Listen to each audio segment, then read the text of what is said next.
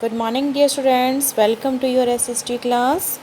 And today we are going to start our third chapter of Civics Institutional Representation of Democracy. As you know that the second chapter we have discussed previously and the first chapter we have discussed just now.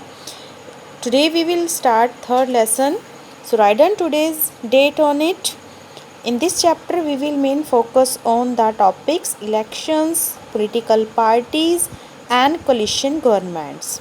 So let it start now. Our first topic is universal adult franchise. Let's read. In the preceding chapters, we have learned that the right to vote was not granted to all the people in the past. जैसे कि अभी भी हमने जो एक history पढ़ी थी democracy की और हम उसमें देख कर के आए हैं कि जो राइट टू वोट था वो सभी लोगों को इक्वल नहीं मिला हुआ था। विमेन या जो स्लेव्स या फॉरेनर्स थे उनको अवॉइड किया गया था। In the earlier stages of democracy only tax paying people and males enjoyed the right to vote. तो सिर्फ जो लोग टैक्स पे करते थे या जो मेल थे सिर्फ उन्हें ही राइट टू वोट मिला हुआ था। This led to the emergence of the suffrage movement in the 19th and 20th centuries। तो इसी की वजह से सफ्रेज मूवमेंट 19th और 20th सेंचुरी में स्टार्ट हुआ which demanded voting rights for women, जिसमें सबसे पहले विमेन के लिए वोटिंग राइट की डिमांड की गई थी। Any citizens who has attended the age of 18 is allowed to vote in India irrespective of caste, creed, gender और religion. This is called the universal adult franchise.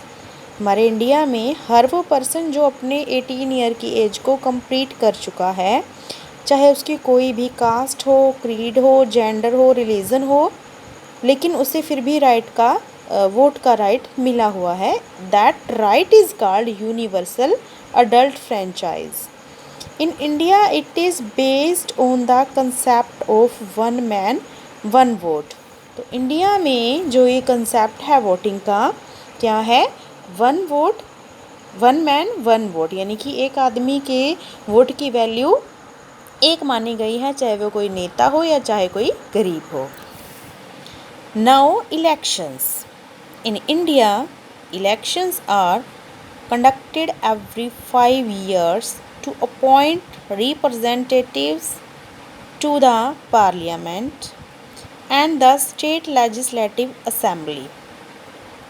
तो dear students, हर बार हमारे India में 5 year में elections होते हैं MPs चुनने के लिए और एमएलए चुनने के लिए। जो एमएलए चुने जाते हैं वो लेजिस्लेटिव असेंबली के मेंबर होते हैं, जो एमपी होते हैं वो मेंबर ऑफ पार्लियामेंट कहे जाते हैं। To ensure free and fair the election commission of India looks after the whole procedure. तो हमारे कंट्री के अंदर इलेक्शन को बिल्कुल करप्शन फ्री बनाने के लिए जो इलेक्शन कमीशन है वो उनकी लुक आफ्टर करता है, देखता है। It was set up in 1950 as an autonomous constitutional body. तो 1950 में इस ऑटोनमस कॉन्स्टिट्यूशनल बॉडी को सेटअप किया गया। इट मीन्स जो अपने निर्णय खुद ले सके उस बॉडी को कंडक्ट किया गया। It has 3 members, the chief election commissioner and 2 election commissioners. तो इसमें 3 मेंबर्स होते हैं, एक चीफ होता है head and 2 election commissioner other होते हैं। The CEC chief election commission is the head of ECI। ECI means Election Commission of India। All the members are appointed by the President of India। Is it clear? Prior to every election, the ECI announces the dates of the election and the code of conduct to be followed by all political parties. It also announces the result of the elections and also submits a list of the successful candidates. तो what is the work of ECI, Election Commission of India? Date announce करना election के लिए, and code conduct करवाना कि क्या उनको चुनाव चिन्ह मिला है, क्या कोड है किस पॉलिटिकल पार्टी का, एंड इवन की रिज़ल्ट क्या निकला है उसे अनाउंस करती है, एंड फाइनली उन सभी सक्सेसफुल जो जीत जाते हैं उन कैंडिडेट की लिस्ट भी पॉलिटिकल पार्टीज़ को प्रोवाइड करवाती है.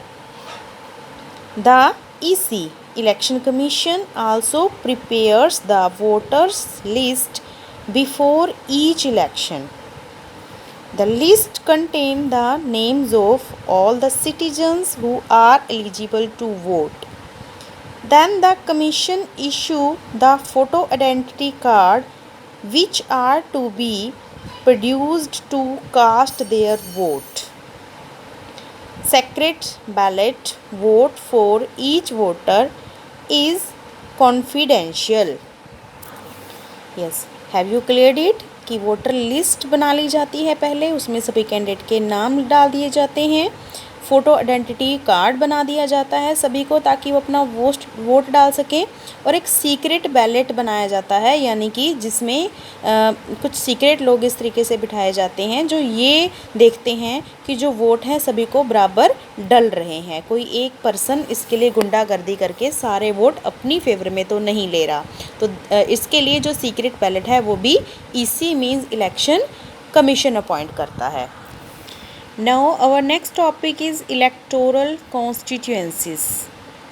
Electoral constituencies are the units into which the territory is divided for the purpose of election.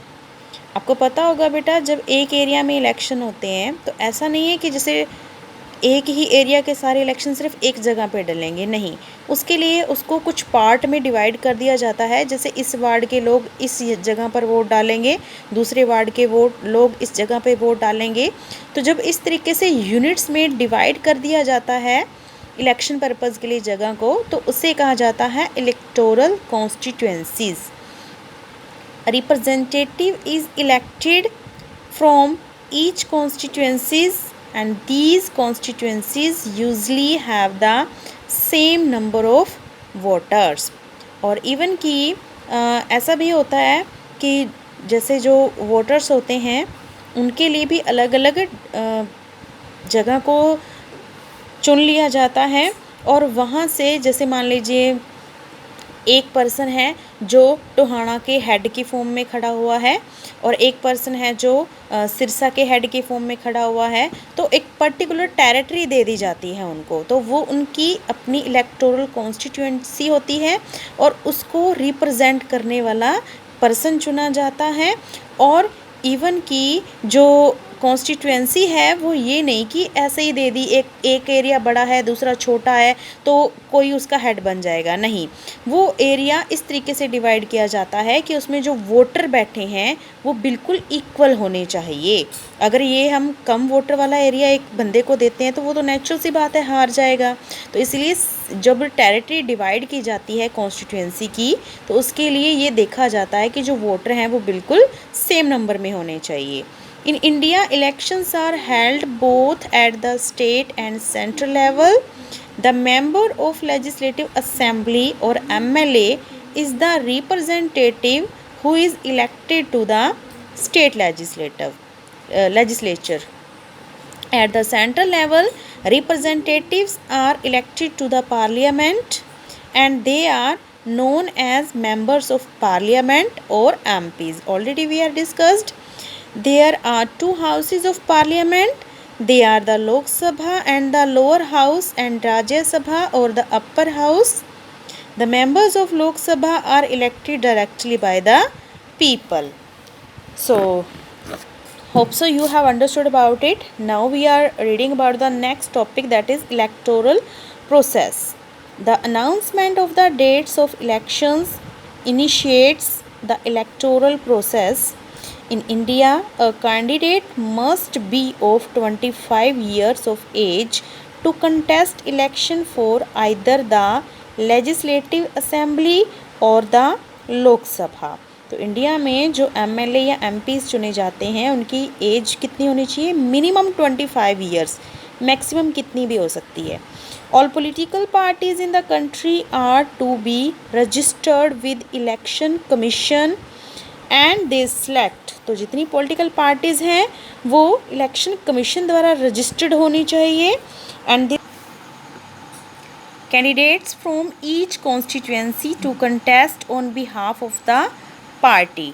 और जो मतलब जो पार्टी के लोग हैं वो कम से कम हर एक कॉन्स्टिट्यूएंसी में होने चाहिए. ये नहीं कि कोई एक पार्टी सिर्फ अच्छे एरिया की तरफ जाए, कोई सिर्फ दूसरे बैकवर्ड एरिया की तरफ जाए, तो हर एक एरिया में उनका एक मेंबर होना चाहिए.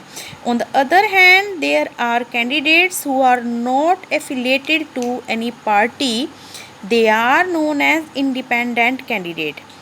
कई बार क्या होता है कि जो लोकल लोग होते हैं उनको अपना जो पार्टी का एक मेंबर है वो पार्टी से खुश नहीं है या पार्टी के उन मेंबर को लाइक नहीं करते जो खड़े हुए हैं, तो वो क्या करते हैं अपने उन लोगों में से ही एक कैंडिडेट जो कि सारी शर्तें कंप्लीट करता है वोटिंग के लिए, बट वो किसी पार्टी से जुड़ा हुआ नहीं होता, उसको खड़ा कर देते हैं. And this they are known as independent candidates. To contest in an election, the candidates are required to file their nomination papers which are then scrutinized. तो डियर स्टूडेंट्स, जो एक इलेक्शन लड़ने के लिए जो कैंडिडेट्स हैं उनको अपना नॉमिनेशन पेपर भरना होता है उनकी अपनी डिटेल बताने के लिए. The nomination papers are either accepted और रिजेक्टेड आफ्टर स्क्रूटनी. तो जो भी हमारी एक जो स्क्रूटनी होती है यानी कि जो चेकिंग करने वाली एक कमीशन है हमारा, वो उस पेपर को एक्सेप्ट या रिजेक्ट कर सकती है. The policies and programmes of each political party is published in the elections manifesto. तो पॉलिटिकल पार्टीज़ और जो प्रोग्राम्स होते हैं सभी पॉलिटिकल पार्टीज़ के, वो सारे इलेक्शन मैनिफेस्टो में यानी कि इलेक्शन से पहले ही बताए जाते हैं कि हम क्या क्या करने वाले हैं और किस वे से इलेक्शन का प्रचार करने वाले हैं. That is called election manifesto.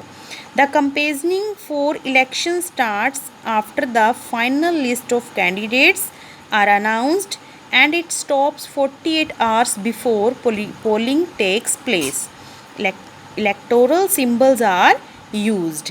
तो डियर स्टूडेंट्स, जो कंपेरिजन है यानी कि जो अभियान है इलेक्शंस का वो कैंडिडेट जो है फाइनल लिस्ट बनने के बाद स्टार्ट हो जाता है और इलेक्शन से 48 आवर पहले उसको रोक दिया जाता है और जो इलेक्टोरल सिंबल हैं इलेक्शन के लिए वो भी यूज़ किए जाते हैं. Is that clear? Next part we will read in the next time.